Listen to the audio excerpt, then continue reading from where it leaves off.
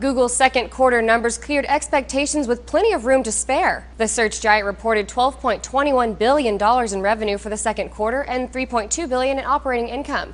That includes all of Google's components and its Motorola Mobility holdings. This is the first quarter Motorola has been on the books at Google. CNET reports that even while Motorola contributed about 10% of overall revenues, it wasn't profitable itself. Even though Google beat expectations overall and Motorola contributed a nice chunk of revenue, Motorola reported an operating loss of $233 million. The mobile business lost $192 million and the home segment lost $41 million. While that's not exactly good news, the Wall Street Journal says it's not cause for alarm either. It did also generate a loss for them, and I don't think anybody was surprised at that.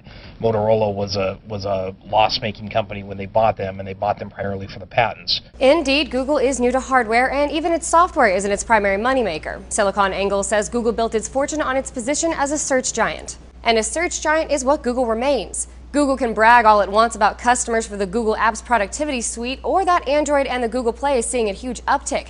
But the real revenue growth for Google is still being driven by advertising. The company saw a 35% increase in revenue from the last quarter, and the majority of that came from volume advertisement.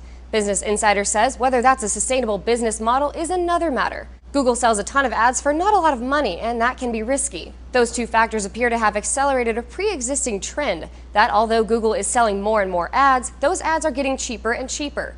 Google will have to hope that those prices don't become so cheap that they threaten top-line growth.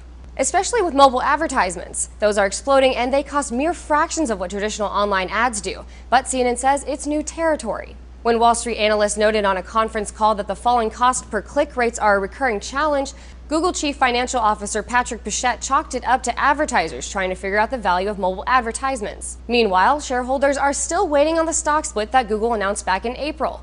VentureBeat reports the annual shareholders meeting in June cemented the deal, but Google has yet to act on its plans. But those shareholders appear happy with Google's performance anyway. Forbes reports Google's stock jumped about 3% on the earnings news. For Newsy, I'm Logan Tittle. Multiple sources, the real story.